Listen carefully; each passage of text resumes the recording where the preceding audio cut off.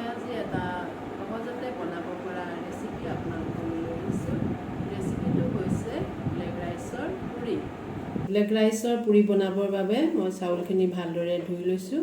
ধুই এতিয়া সেই ব্লেক ৰাইচখিনি মই এটা মিক্সিত পিচি ল'ম। এতিয়া মই এইখিনি ভালদৰে চালি উলিয়াই ল'ম। এনেদৰে মই গোটেই চাউলখিনি পিঠাগুড়ি খুন্দি ল'লোঁ। এইখিনিয়ে মই ইয়াৰে অলপ শুকুৱাই ৰাখিম আৰু অলপে মই পুৰি বনাম। ব্লেক ৰাইচৰ পুৰি বনাবৰ বাবে মই লৈছোঁ 2 বাটি ব্লেক ৰাইচ আৰু পিঠাগুড়ি আৰু 1.5 বাটি লৈছোঁ আটা। এইখিনি এতিয়া এটা বাউলত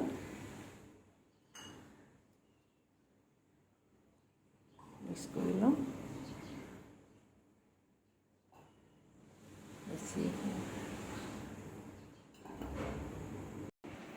এতিয়া ইয়াতে মই অলপ নিমখ মিলাই দিছোঁ।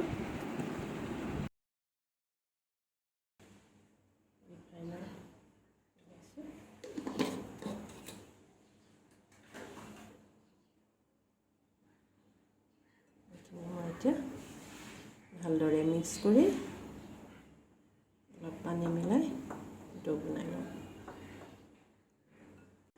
এতিয়া ইয়াতে অলপ মই পানী ঢালি ভালদৰে এইখিনি আটা মঠা নিচিনা মঠি ল'ম।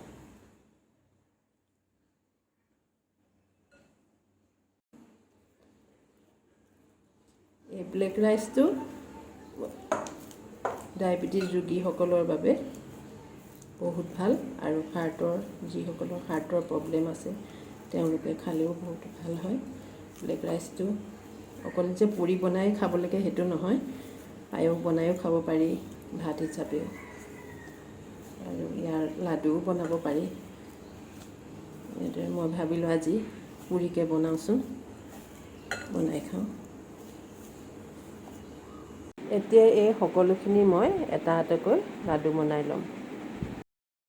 এনেদৰে বনাই ল'লোঁ। এইখিনি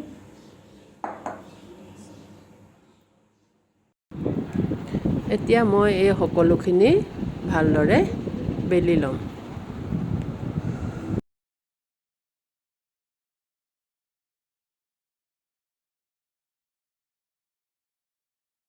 পুৰিখিনি ভাজিবৰ বাবে মই এটা কেৰাহী গেছত উঠাই দিছোঁ। এতিয়া মই পুৰি ভাজিবৰ বাবে কেৰাহীত তেল ঢালি লৈছোঁ। এতিয়া পুৰিকেইখন মই ভাজি ল'ম।